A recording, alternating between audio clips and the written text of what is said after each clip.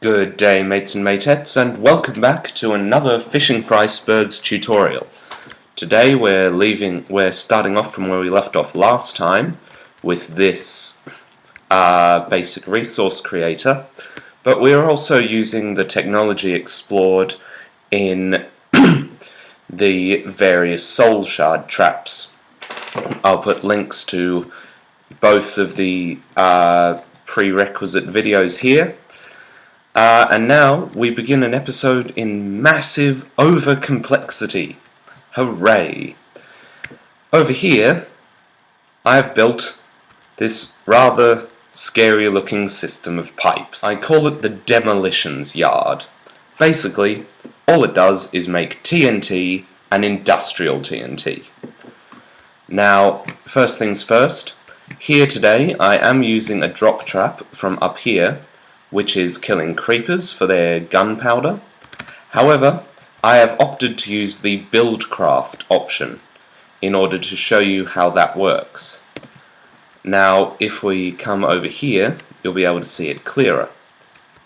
Now, what it has is it has these obsidian pipes which pick up the gubbins dropped by the mobs, being powered from a secondary line by these redstone engines.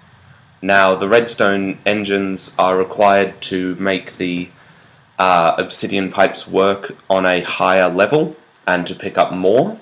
However, they are not necessary. The pipes will still pick up some of the gubbins without the redstone engine. From here, they go down through these golden pipes to accelerate it, and then across through here to a chest. Now, go away. Now now wherever there is an intersection of the two lines, from the downward line from the obsidian pipes and the cross line towards the chest, there has to be an iron pipe. Now, the iron pipe has to be directed by a crescent hammer, so that the clear side is pointing in the direction you want the items to go. As you can see here, the clear side points this way in both of these pipes, so regardless what direction the items come in from, they will head towards the chest. This can be seen on sort of a more complex level here, where you see that they go straight and straight and straight, and then they round this corner, and again they are adjusted to go along and into that obsidian chest there.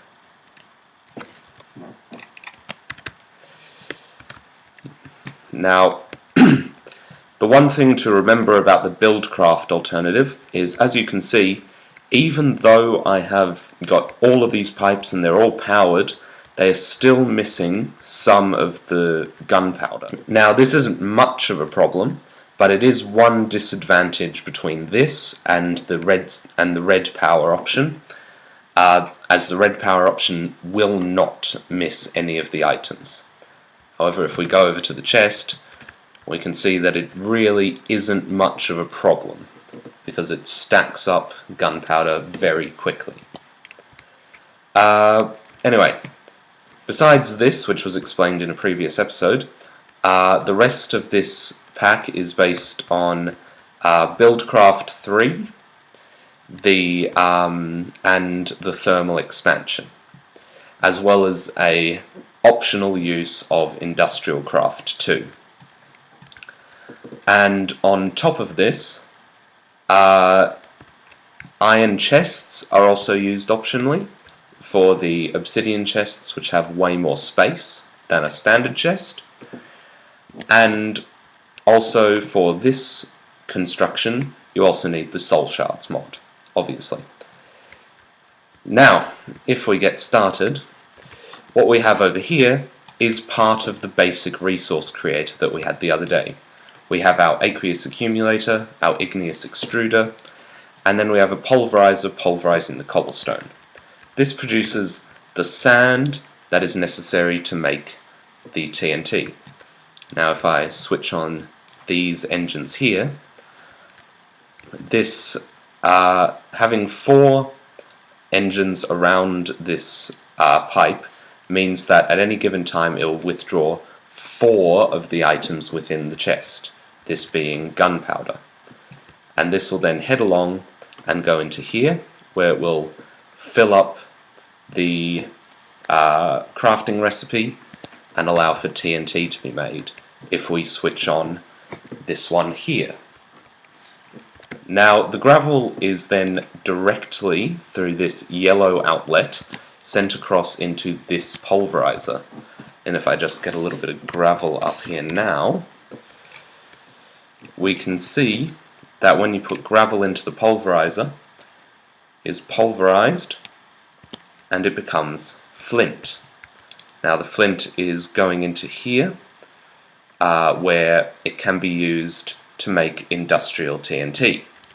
For that we need TNT, and if we just switch this on over here, it'll take some of the TNT that we have been producing and pump it through the system to here. So if you just set this up here, and if you just get a chest, you can shove that here, and then with the flint that has come across and the TNT, we can then start pumping out our industrial TNT.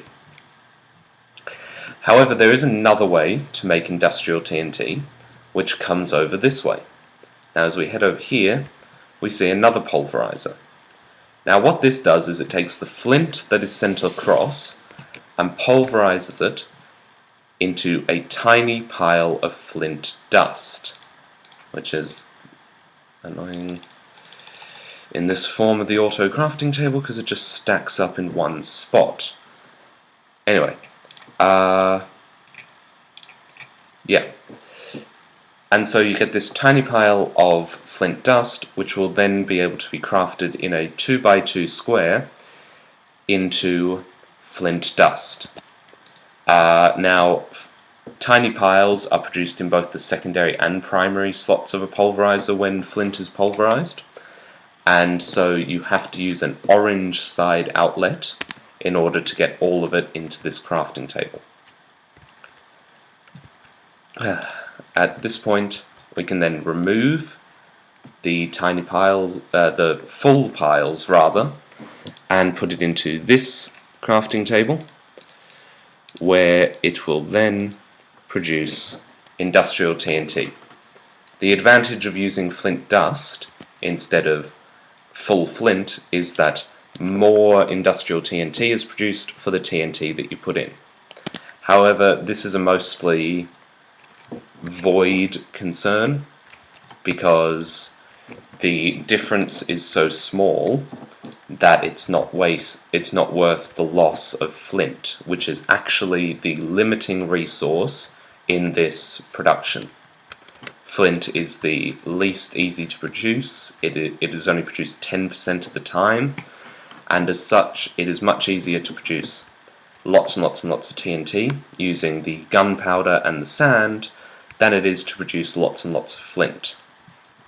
Now, a few things to note about problems with this system. First, there is the loss of resources here, which I explained earlier. However, there is also the fact that, given time, these may overflow, or this chest here will overflow.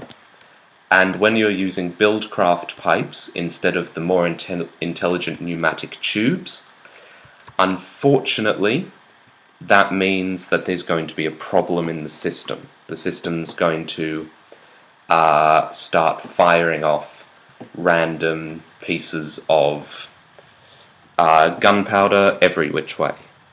In order to combat this, you would need to make some sort of circular system which would take some of the gunpowder and put it up through to here, and that means that if this ever overflows, the gunpowder can just keep going around this circle infinitely without being lost. However, this can lead to a large amount of lag. And that's all we have time for this episode. So if you have liked this, please press all the appropriate buttons. And if you want to see more of this, or you have any ideas, please leave that in the comments. And I will see you all next time.